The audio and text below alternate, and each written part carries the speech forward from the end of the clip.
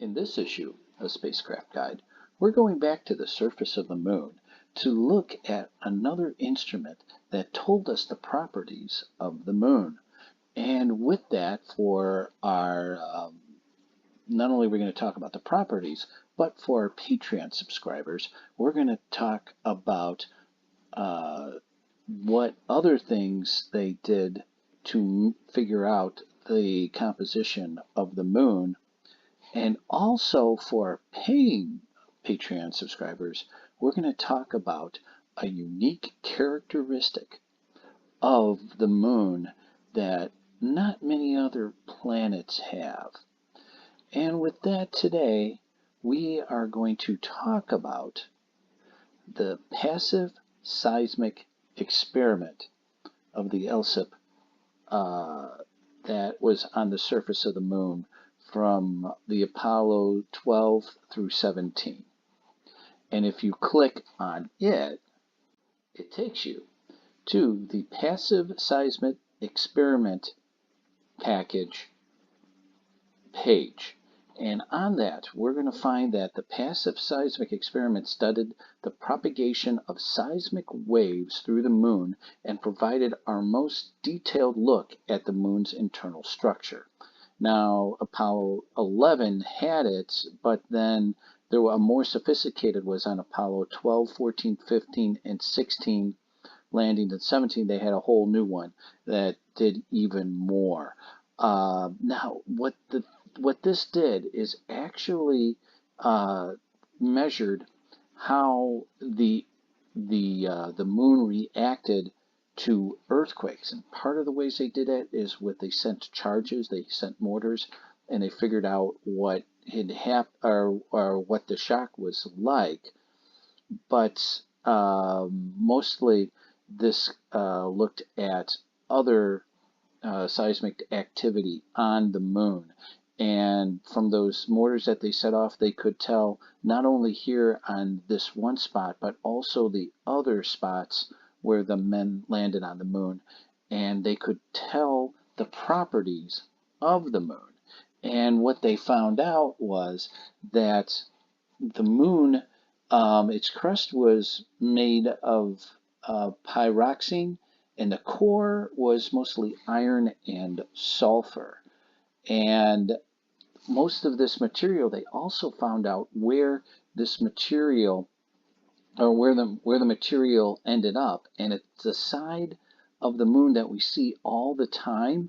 Well, that's where most of the material, the heavy material, landed. And since there's more mass on that side of the moon, we see that image all the time. So that's why when you look up at the moon, the image never changes. And because of that, they have 14 days of sunlight on the moon and only and 14 days of darkness. So when the Apollos landed on the moon, a lot of conspiracy theorists says, well, it was never dark on the moon. There was never, it was on a studio because there was always light. Well, that's because they were only there 3 days, and they landed at the beginning of the 3-day period, so they would have, first of all, not being cooler, and second of all, that they had the most light that they could, because they don't want to land when it was dark. They'd have to carry lights with them. So that is what the passive seismic experiment was doing. Now, for our Patreon subscribers, we're going to go into the schematics, and that's going to show us a diagram of this equipment. And we're going to even go into some other things of some unusual ways they use to find out about the composition of the moon, and also the kind of weird property that the moon has. So if you're a Patreon subscriber and you click on schematics, it takes you to a diagram of the passive seismic experiment here. And you can see they have a shroud over it, a metal shroud to protect it. And then it had a level, just to make sure that it was level on the surface. and then a sun compass. And this was all to set it up. And the reason why you needed a sun compass is they wanted to be very accurate when they took these seismic readings. So it had to be level, and they all had to know exactly which way it was facing from the sun. And because of that, then they could measure exactly what happened. And one of the things they did to make the passive seismic experiment register is they actually crashed parts of the spacecraft into it. So if you what happened was on Apollo 12, which was the first one, they crashed the lunar module at 6,000 miles an hour, and that made a hole 9 meters deep. And that from that they were able to determine a lot of the composition of the moon. And that told us where most of the mass was, which is on the side that we see all the time.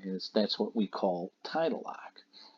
But now, if you are a paying Patreon subscriber, we're going to go into even more detail and see a specific property that is very unique to the moon.